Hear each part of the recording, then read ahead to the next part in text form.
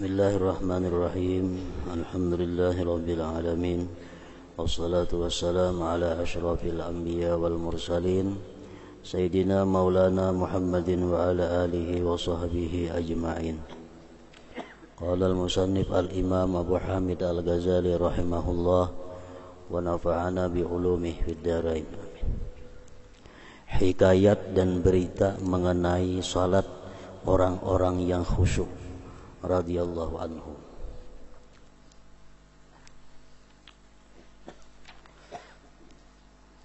Ketahuilah bahwasanya khusyuk itu adalah buah iman.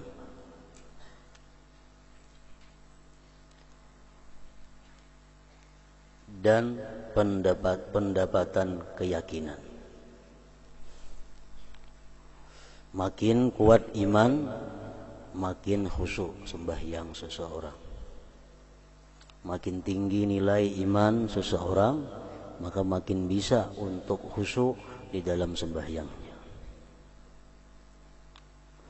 Karena khusyuk itu adalah buah iman dan pendapatan keyakinan yang dihasilkan karena kebesaran Allah Azza wa Jalla. Barang siapa yang diberi hal itu, maka ia menjadi orang yang khusyuk dalam salat dan di luar salat. Bahkan di dalam kesunyiannya dan di Baitul Ma. Baitul Ma maksudnya WC. Bukan Baitul Mal, bukan. Baitul Ma. Dan di Baitul Ma dan di dalam WC ketika qadha hajat.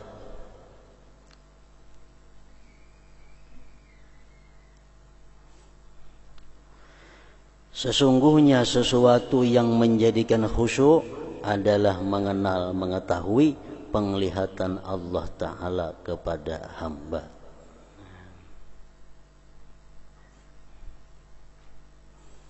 Wa'budillah ka'annaka tarah fa illam takun tarah fa huwa yaraka. Beribadahlah kamu kepada Allah, sembahyanglah kamu seolah-olah kamu melihat Allah.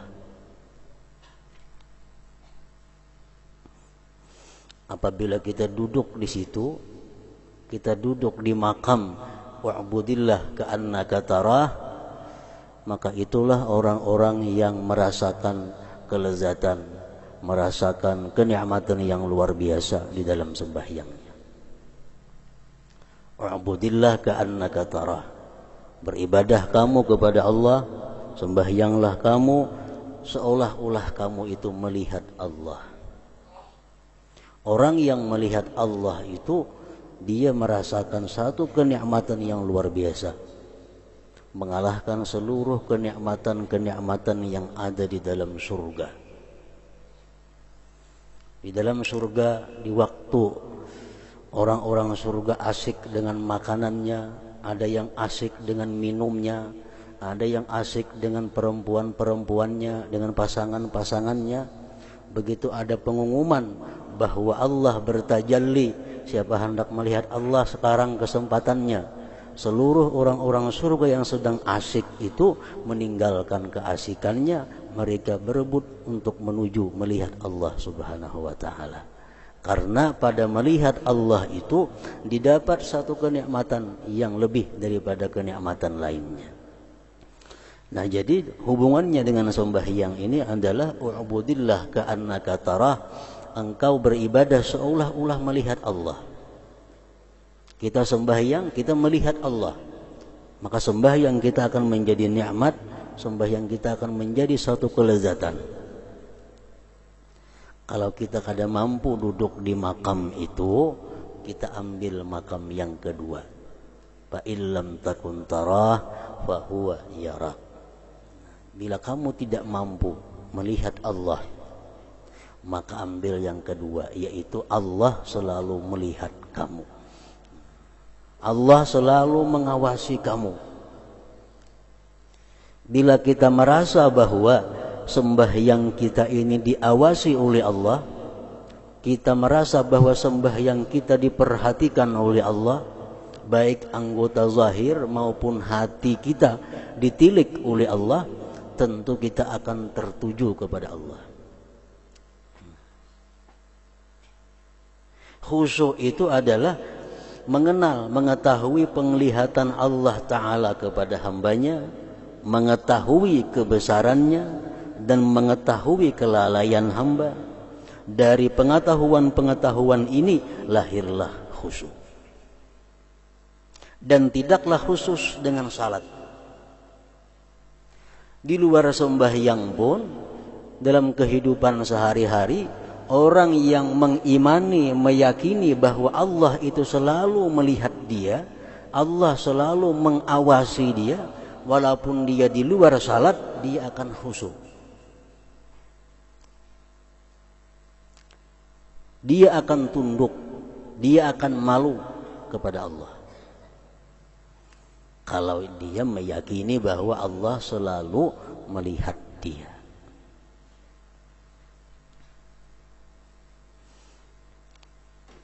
Nah, di luar sembahyang itu merupakan buah yang didapat di dalam sembahyang.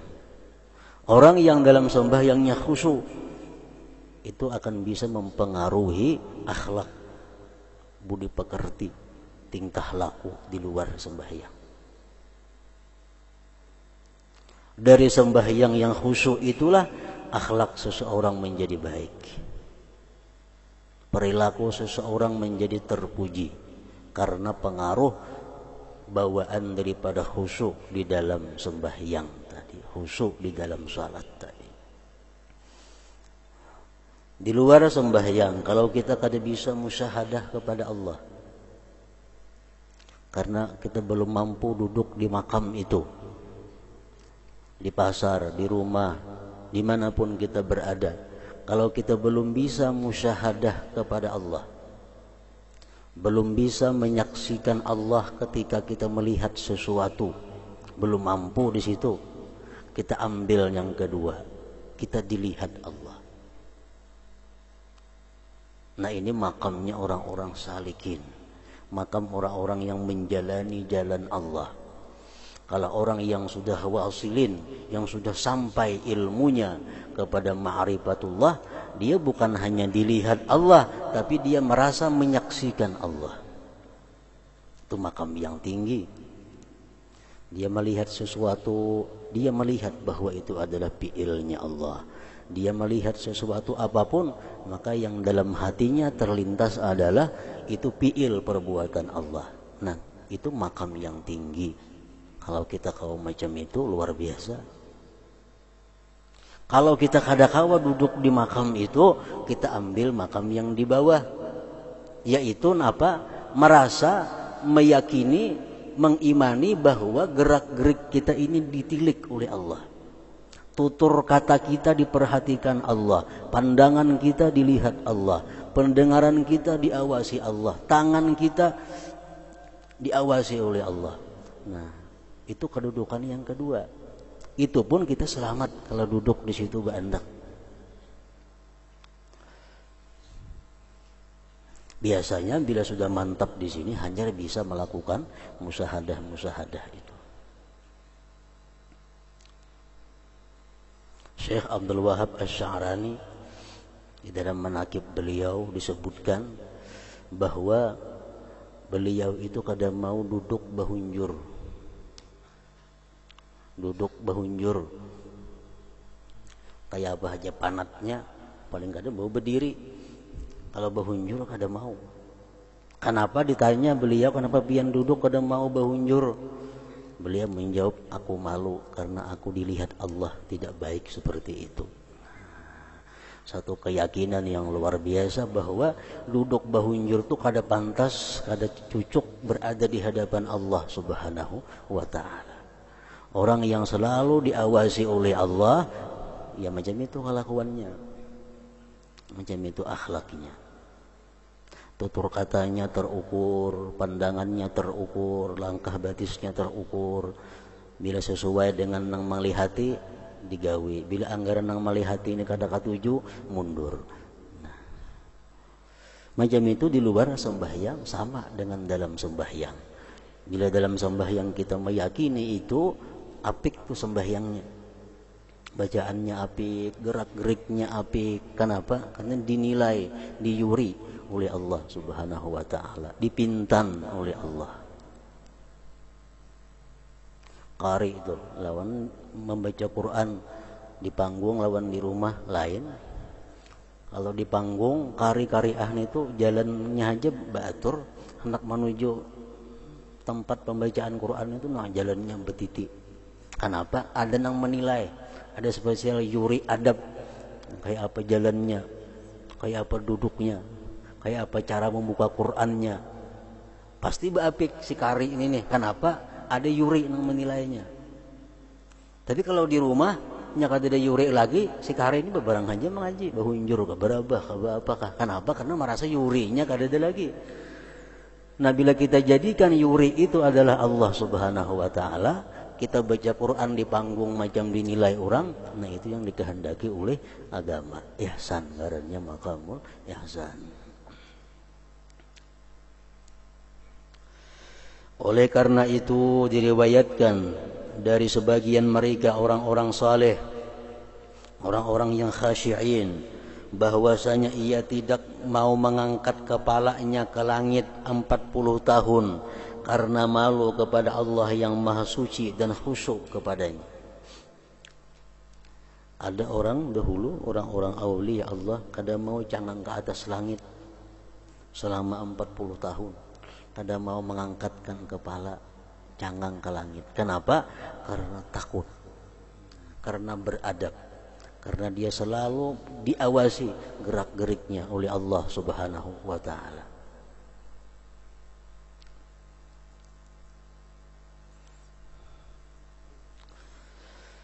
Ar-Rabi' bin Khaisam, salah seorang sahabat Ibnu Mas'ud. Ar-Rabi' bin Khaisam karena sangat merendahkan dan menundukkan pandangannya, sebagian manusia menduga bahwasanya ia buta. Jadi Rabi' bin Khaisam ini tunduk saja pandangannya, kada hulingang ke situ kamari, tunduk khusyuk. Lalu orang mengira Sidin itu buta. Ia pulang pergi ke rumah Ibnu Mas'ud, sahabat Rasulullah, selama 20 tahun mengaji lawan Abdullah bin Mas'ud. Rabi' bin Khaisam tadi. Kata jariyah, budak perempuannya melihat ia, berkata kepada Ibnu Mas'ud, temanmu yang buta telah datang. Pembantu rumah Ibnu Mas'ud pun menyangka bahwa Rabi' bin Khaisam itu orangnya buta. Kenapa? Karena kada pernah cangang ke situ kamari, tunduk aja. Jadi bila datang ke rumah Ibnu Mas'ud, ujar pembantunya, "Hai Ibnu Mas'ud tuh kawan pian yang buta datang dari belatar menghadangi." Padahal bukan buta, cuma karena khusyuk pandangan beliau selalu tunduk. Maka Ibnu Mas'ud tertawa karena perkataannya tadi. Apabila ia mengetuk pintu, maka jariyah itu keluar kepadanya, lalu ia melihatnya, menundukkan dan merendahkan pandangannya. Dan Ibnu Mas'ud apabila melihat kepadanya Rabi' bin Khaisam tadi, ia mengucapkan wabasyiril mukhbitin, artinya dan berilah kabar gembira kepada orang-orang yang tunduk, yang patuh kepada Allah. Ujar Ibnu Mas'ud lagi, demi Allah seandainya Muhammad sallallahu alaihi wasallam melihatmu wahai Rabi' bin Khaisam, niscaya beliau gembira karenamu. Pada lapas lain, niscaya beliau menyukaimu. Dan pada lapas yang lain, niscaya beliau tertawa. Nah, jadi pengaruh khusyuk dalam sembahyang kan sembahyang tunduk. Kita sembahyang disuruh mata kita mengarah kepada tempat sujud. Mata kada boleh liwat, kada boleh menyebar kiri kanan selain daripada tempat sujud. Itu aturannya sembahyang. Orang khusyuk macam itu. Rabi bin Khaisam ini karena sembahyang beliau khusyuk, sampai di luar sembahyang pun kalau sidin berjalan ke mana pun pandangan sidin mesti ke satu arah itu. Ini pengaruh daripada khusyuk di dalam sembahyang terbawa kepada di luar sembahyang. Pada suatu hari ia Rabi' bin Khaisam tadi berjalan bersama Ibnu Mas'ud pada tukang besi, pandai di kita. Ketika ia melihat perapian yang ditiup dan api yang menyala, maka ia jatuh pingsan. Rabi' bin Khaisam jatuh pingsan. Ibnu Mas'ud duduk di sisi kepalanya sampai waktu salat, namun ia tidak sadar. Maka ia membawanya di atas punggungnya ke rumahnya. Ia masih pingsan sampai seperti jam ia pingsan. Maka terlewatlah salat 5 waktu. Artinya seharian semalaman ada sadar lagi Rabi bin Khaisam ini pingsan gara-gara melihat orang meniup api pandai tadi tukang besi. Sedangkan Ibnu Mas'ud di sisi kepalanya seraya berkata, ini demi Allah adalah takut. Artinya akibat takutnya dia kepada siksa Allah Subhanahu wa taala, begitu melihat api orang meluluh wasi, nah di situ dia membayangkan bahwa macam itulah neraka Allah Subhanahu wa taala meluluh lantakkan manusia. Melihat itu, memikirkan itu, akhirnya pingsan Rabi' bin Khaisam tadi. Ar-Rabi' berkata, saya tidak pernah masuk di dalam salat lalu saya dipentingkan oleh selain apa yang saya ucapkan dan sesuatu yang dikatakan bagiku. Ujar sidin, setiap aku masuk sembahyang, aku tidak pernah memikirkan sesuatu di luar daripada apa yang aku ucapkan. Itu artinya adalah khusyuk.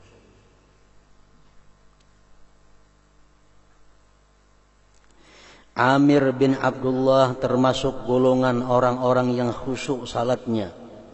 Apabila ia salat, terkadang anak perempuannya memukul terbang dan orang-orang perempuan bercakap-cakap dengan apa yang mereka kehendaki di rumah. Dan ia tidak mendengar hal itu dan tidak memikirkannya. Amir bin Abdullah. Kalau sidin sembahyang, nang anak, nang bini merasa bebas di rumah, nang baku ciak napakah, menggawi nang apakah. Kalau sidin sembahyang, kenapa? Karena beliau bila sembahyang sudah kada ingat apa-apa lagi, kada mendengar apa-apa lagi selain masalah sembahyang yang sidin hadapi. Kalau sidin kada sembahyang, diam, berterbangan kada wani, memukul terbang, karena sidin tak ganggu. Bila sidin sembahyang, hanya wani. Entah paling lawan kita apa tuh.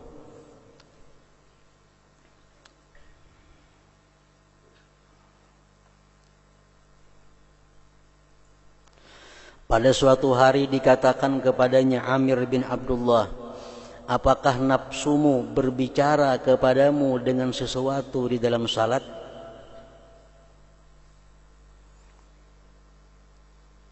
Ujar orang pian dalam sembahyang itu adalah berbicara dengan diri sendiri. Ia menjawab ya. Dengan berdiriku di depan Allah Azza wa Jalla dan kepergianku kepada salah satu dari dua negeri, yaitu akhirat. Dalam sembahyang itu aku hanya berbicara kepada diriku bahwa aku berada di depan Allah Subhanahu wa taala dan aku mau pergi meninggalkan dunia menuju tempat akhirat. Ditanyakan lagi kepada beliau, apakah kamu dapati sesuatu dari yang kami dapati dari urusan-urusan dunia? Maulah pian sembahyang kaganangan duit, kaganangan sepeda motor, kaganangan toko, kaganangan makanan. Maulah pian, kami mau macam itu sembahyang. Ujar orang betahun lawan sidin. Maulah pian macam itu kaganangan urusan-urusan dunia dalam sembahyang. Ia menjawab, sungguh ditumbak aku berulang kali itu saya sukai daripada saya mendapatkan sesuatu yang kalian dapati dalam salat.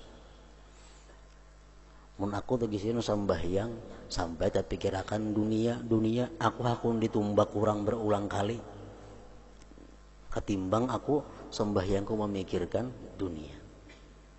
Itu salah citakannya. Ia menjawab, sungguh gigi-gigi padaku berubah itu saya sukai. Nang bujurnya adalah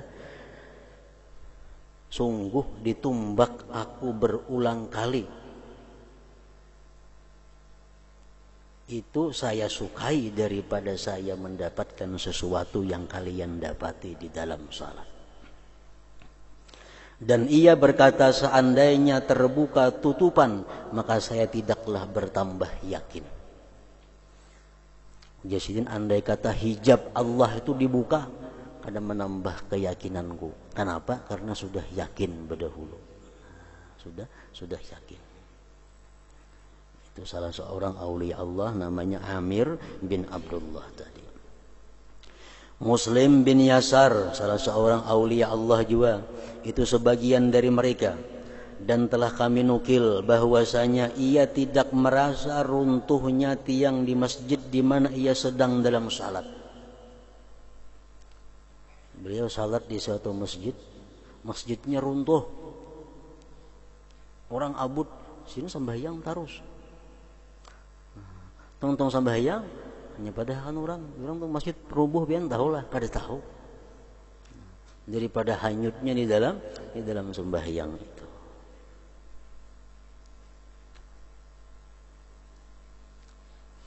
Ini orang yang sudah sembahyang nang katarah.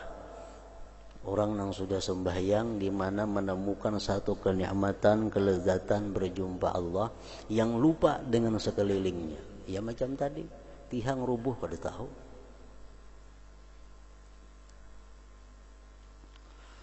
Dan sebagian salah satu anggota badan mereka gatal, membusuk artinya, dan padanya dibutuhkan pemutungan, amputasi. Maka pemutungan itu tidak mungkin daripadanya. Maka dikatakan orang bahwasanya di dalam salat ia tidak merasakan sesuatu yang terjadi pada dirinya. Maka dipotonglah salah satu anggota badannya di mana ia di dalam salat.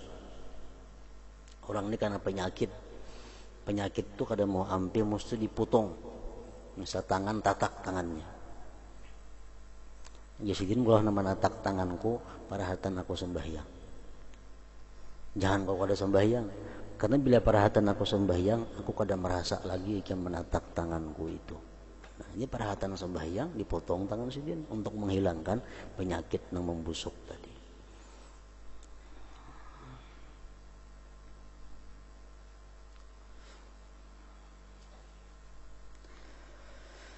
Sebagian mereka berkata salat itu termasuk akhirat.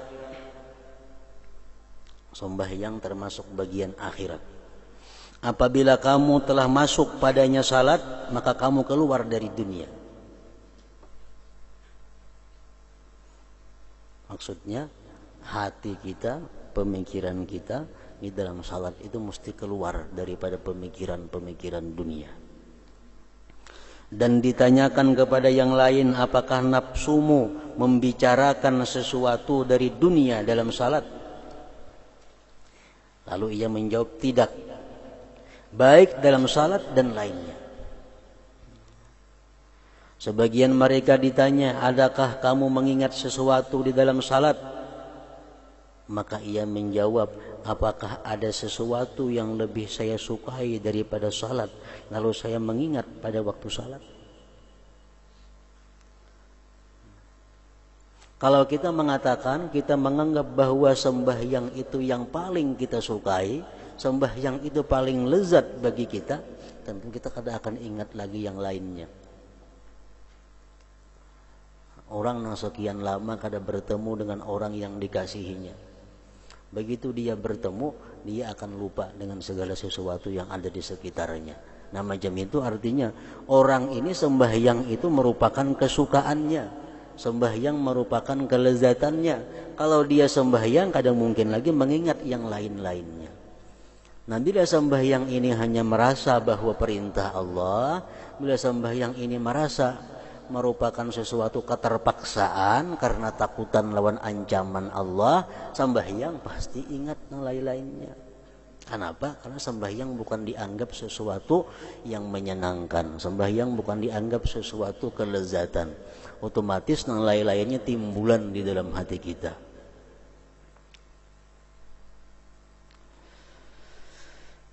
Abu Darda radhiyallahu anhu berkata, termasuk kecerdikan seseorang adalah ia mendahulukan kebutuhannya sebelum ia masuk di dalam salat, agar ia masuk ke dalam salat sedangkan hatinya kosong. Apapun keperluan nang hendak sembahyang gawi terlebih dahulu. Kisah Junaid al-Baghdadi. Semuaan orang tahu lawan Junaid al-Baghdadi, bagaimana hebatnya Junaid al-Baghdadi. Jadi nak ke masjid jadi imam. Turun dari rumah. Sampai tengah jalan, kenapa timbul hendak mengumpuli bini? Maka hendak sembahyang. Di tengah jalan kepikiran hendak mengumpuli bini. Boleh kesini ke rumah dulu. Boleh kumpuli bini, mandi, ke masjid pulang. Supaya sembahyang jangan terbawa pikiran nang macam-macam. Nah, termasuk orang yang cerdik macam itu ngarannya. Termasuk kecerdikan seseorang adalah ia mendahulukan kebutuhannya sebelum ia masuk dalam salat. Makan, minum, apakah dibereskan dahulu hanya sembahyang, agar ia masuk ke dalam salat sedangkan hatinya kosong. Sebagian dari mereka meringankan salat karena takut was-was. Meringankan artinya mempercepat sembahyang namun tanpa mengurangi yang wajib-wajibnya dan sunat-sunatnya. Dalam sembahyang itu ada yang wajib, ada yang sunat, ada yang fadilah. Sebagian dari mereka meringankan salat karena takut waswis. Kalau sembahyang kuni panjang, kini pikiran kemana-mana banyak. Jadi kalau sembahyang ku ringkas, kawa terarah. Diriwayatkan bahwa Ammar bin Yasir salat dengan suatu salat, lalu ia meringankannya. Sembahyang jadi imam, cepat tapi sempurna. Mencepat kada bubuku beruas tu lain mencepat ngarannya. Ini cepat sempurna. Ammar bin Yasir sembahyang cepat. Maka ditanyakan kepadanya, kamu ringankan hai Abul Yaqzan, itu kunyah beliau, panggilan sehari-hari beliau. Ancapnya pian sembahyang wahai Abul Yaqzan. Lalu ia menjawab, apakah kamu melihat saya mengurangi sesuatu dari batas-batasnya? Kurangkah? Mereka menjawab tidak. Ia berkata, sesungguhnya saya segerakan terhadap lupanya syaitan.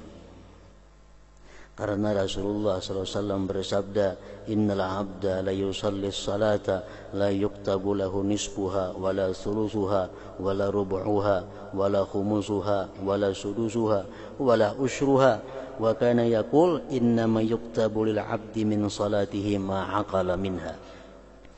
Bahwasanya seseorang hamba, sesungguhnya hamba itu salat dengan sesuatu salat di mana tidak ditulis baginya separuhnya. Tidak dinilai Allah. Separuhnya aja kada. Sepertiganya aja kada. Seperempatnya kada. Seperlimanya kada. Seperenamnya kada. Dan tidak sepersepuluhnya. Dan beliau bersabda, ditulis bagi hamba dari salatnya hanyalah sesuatu yang ia pikirkan daripadanya. Sembahyang 2 rakaat pindik. Tapi khusyuk. Sembahyang 2 rakaat panjang, tapi kada khusyuk, kada ditulis Tuhan juga itu. Apanya panjang bacaannya. Allah hanya menulis kalau kita bisa khusyuk. Kalau panjang khusyuk makin bagus lagi artinya. Nah, cuma kalau nya panjang kada husuk, pindik tapi husuk baik nang pindik itu sembahyangnya.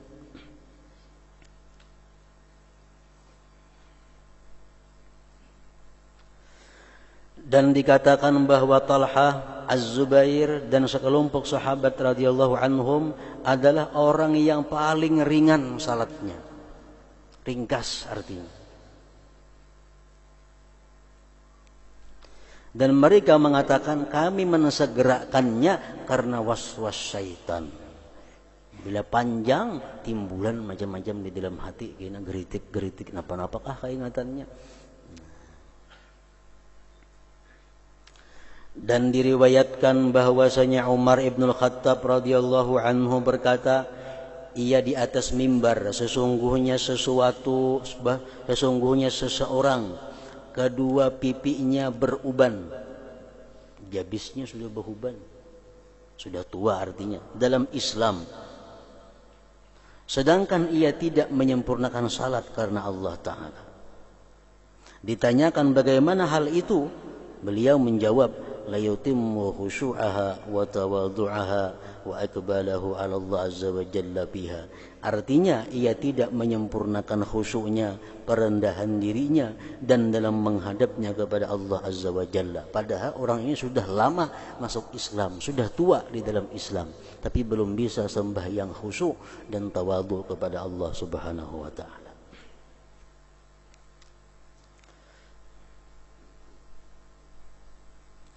Abul Aliyah ditanya tentang firman Allah Ta'ala, alladzina hum an salatihim sahun, artinya yaitu orang-orang yang lalai dari salatnya. Itu firman Allah dalam surat Al-Ma'un. Terjemahnya yaitu orang-orang yang lalai dari salatnya. Abul Aliyah ditakuni maksudnya apa itu? Ia berkata, itulah orang yang lalai di dalam salatnya, maka ia tidak mengetahui pada berapa rakaat ia bertindak, apakah genap atau ganjil. Orang sembahyangnya sabar kali ingat rakaatnya tuh. Allah mengatakan, fawailul lil musallin alladzina hum an salatihim sahun. Fawailun lil musallin, celaka orang yang sembahyang. Orang yang sembahyang dikatakan celaka oleh Allah. Kenapa? Alladzina hum an salatihim sahun. Mereka lalai dari sembahyangnya. Kada tahu lagi bilangan jumlah rakaatnya berapa. Karena sembahyang hatinya, pikirannya dikuasai oleh yang di luar sembahyang itu. Al-Hasan berkata, dia adalah orang yang lalai dari waktu salat. Fawailul lil musallin alladzina hum an salatihim sahun. Celaka orang yang sembahyang, yang mereka lalai dari sembahyangnya. Itu jar Hasan Basri adalah orang yang mengeluarkan sembahyang daripada waktunya, termasuk juga. Orang nang kesibukan macam-macam pekerjaan, pas sembahyang zuhur tak pukul 4. Allah mengatakan itu orang celaka. Dia adalah orang yang lalai dari waktu salat sehingga waktu itu keluar. Sebagian dari mereka berkata, dialah orang yang jika salat di awal waktu maka ia tidak bergembira. Dan jika mengakhirkannya dari waktu, maka ia tidak bersedih. Ia tidak melihat, berpendapat mensegerakannya itu sesuatu kebaikan dan mengakhirkannya suatu dosa. Macam-macam ulama mentafsirkan firman Allah tadi. Celaka orang yang lalai dalam sembahyang. Ada yang menafsirkan, Abul Aliyah tadi ngaran sidin menafsirkan ke orang nang sembahyang kali ingat hitungan rakaat. Ada Hasan Basri menafsirkan orang yang sengaja mengeluarkan waktu sembahyang. Ada lagi yang berpendapat artinya tafsirnya itu firman Tuhan tadi adalah orang yang sembahyang di awal waktu kada merasa gembira, orang yang sembahyang di luar waktu kada merasa salah. Ini sembahyang pas awal waktu biasa-biasa aja. Kadang-kadang awur sibuk sembahyang zuhur pukul 5 biasa aja juga. Nah ini menganggap semuaan biasa. Padahal sembahyang di awal waktu itu keridaan Allah, mestinya gembira. Sembahyang di luar waktu itu kemurkaan Allah, mestinya takut. Itu mestinya orang-orang yang beriman. Adanya kada sembahyang di awal waktu biasa aja, di luar waktu kada jadi masalah. Allah mengancam fawailun lil musallin tadi. Ketahuilah bahwasanya salat itu sebagiannya diperhitungkan dan sebagiannya dicatat. Ketiadaan sebagian yang lain sebagaimana ditunjukkan oleh hadis-hadis. Meskipun ahli fikih mengatakan bahwa salat itu tidak terbagi atas bagian-bagian dalam kesahannya, tetapi itu mempunyai pengertian lain yang telah kami sebutkan.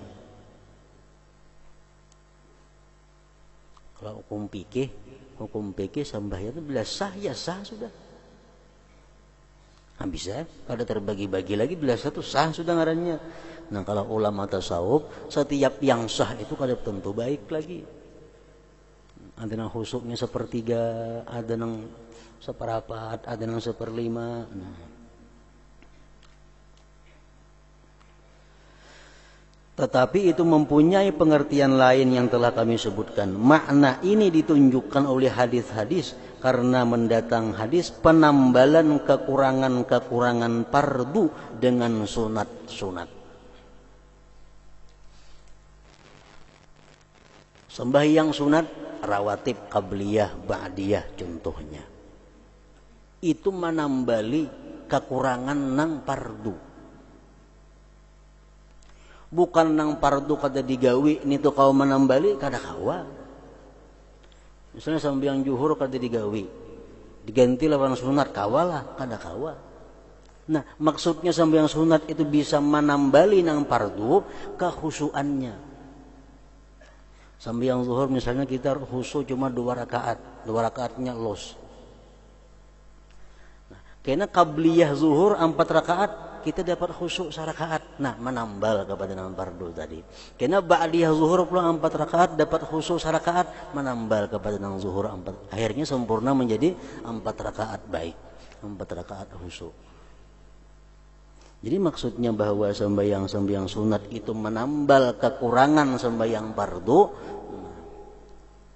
bukan kekurangan sembahyangnya, tapi kekurangan nilai, kekurangan khusyuk yang ada dalam sembahyang. Dalam hadis Isa alaihissalam berkata, Allah Ta'ala berfirman, dengan fardu-fardu hambaku selamat daripada siksaku. Dengan sembahyang fardu yang lulus, kita selamat daripada api neraka.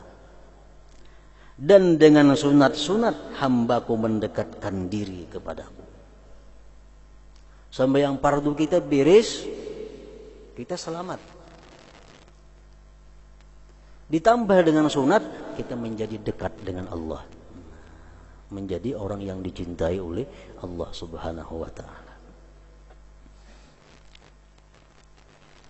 Dan Nabi SAW bersabda, Allah Ta'ala berfirman, la yanju minni abdi illa bi'ada'i maftaradtuhu alaih.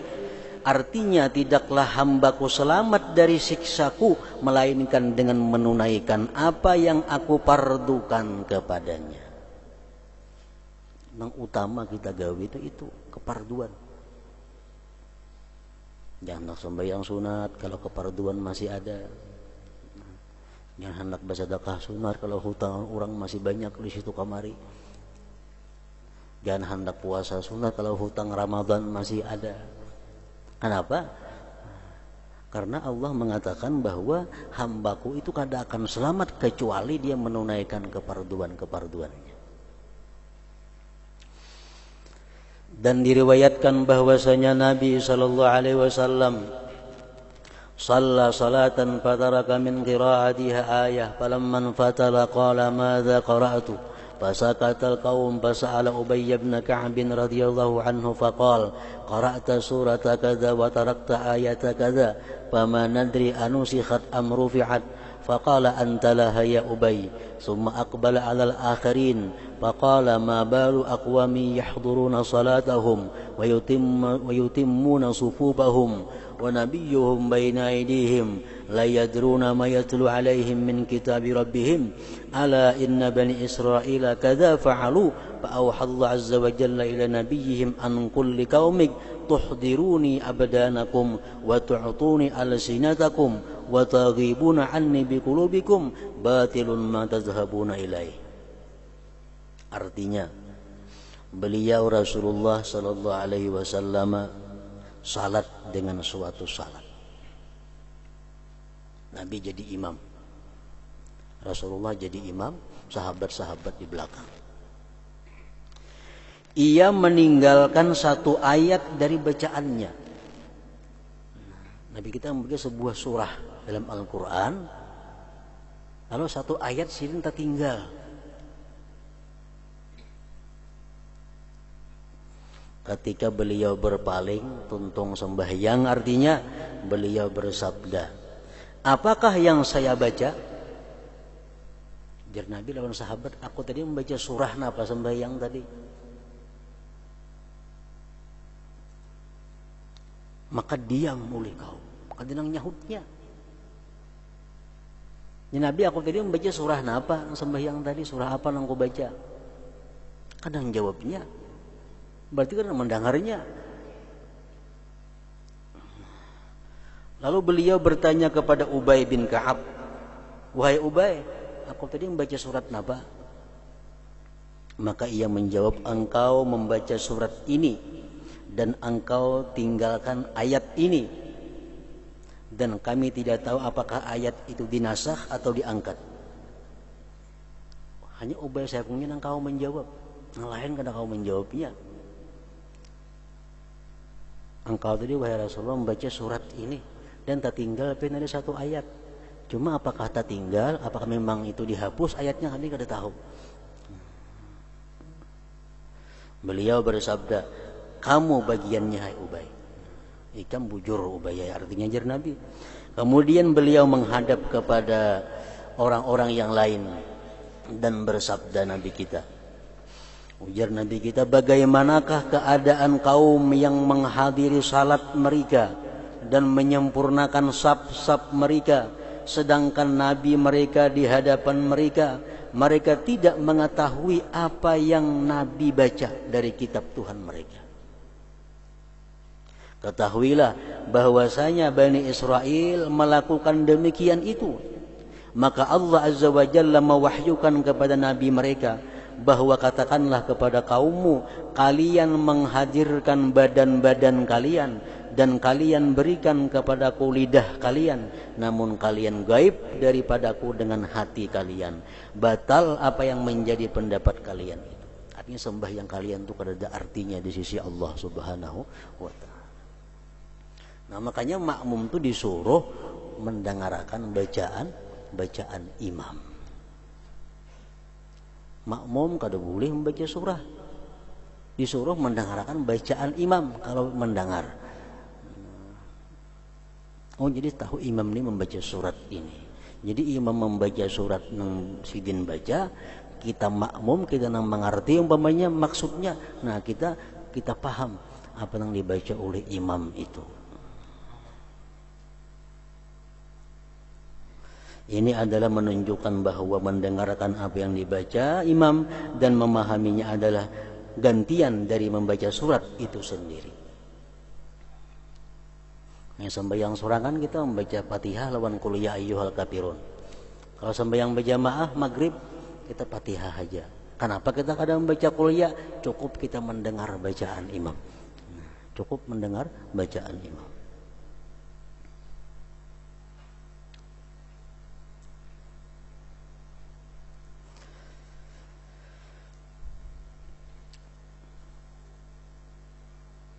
Ini adalah sifat orang-orang yang khusyuk.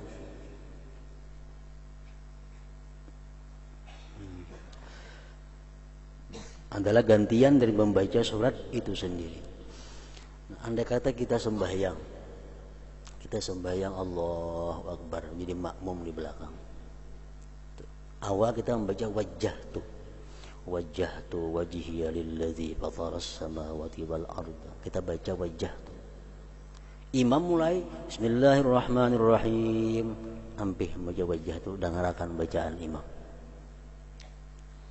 Mendengarkan bacaan imam itu lebih utama daripada membaca wajjahtu wajhiya lilladzi. Kenapa? Karena mendengarkan bacaan imam itu menurut sebagian ulama hukumnya wajib. Sedangkan baca wajah itu ada yang mengatakan wajib. Mendengar bacaan imam lebih utama daripada kita membaca dua iftitah itu. Yang lain kalau Fatihah. Kalau Fatihah kita mesti membaca karena itu wajib juga. Sebagian dari mereka berkata seseorang sujud dengan satu sujud di sisinya, bahwasanya dengan itu ia mendekatkan diri kepada Allah Azza wa Jalla, dan seandainya dosa-dosanya di dalam sujudnya itu dibagi kepada penduduk kotaknya, niscaya mereka binasa. Ditanyakan bagaimana hal itu terjadi, ia berkata ia sujud di sisi Allah sedangkan hatinya memperhatikan kepada hawa nafsunya dan menyaksikan kebatilan yang telah menguasainya. Orang tuh sujud di hadapan Allah, sujud bukan pahala yang didapatnya tapi dosa. Andai kata dosa itu dibagi kepada penduduk kampung, binasa matian penduduk kampung dapatnya dosa itu. Sujud nang macam apa nang jadi dosa ini? Para hatana sujud di hadapan Allah, mulutnya membaca subhana rabbiyal a'la, tapi hatinya merancang kemaksiatan kepada Allah Subhanahu wa taala. Nah, dalam hati merancang maksiat. Tapi mulut mengatakan subhana rabbiyal a'la. Anggota batinnya sujud kepada Allah. Ini bukan sujud mendatangkan pahala, tapi mendatangkan dosa. Andai kata dosa itu dibagi kepada penduduk kampungnya, binasa sekampungan itu. Ini adalah sifat orang-orang yang khusyuk, maka telah menunjukkan ini hikayat-hikayat dan hadis-hadis serta apa yang telah terdahulu, bahwasanya pokok dasar dalam salat itu adalah khusyuk dan menghadirkan hati. Dan bahwasanya semata-mata gerakan-gerakan dengan kelalaian itu sedikit gunanya di akhirat. Kita sembahyang, gerakannya bagus, tapi kada khusyuk, sedikit manfaatnya di akhirat. Wallahu ta'ala a'lam, nas'alullah husnat taufik. Kemudian lanjutannya adalah bagian yang kedua daripada kitab salat.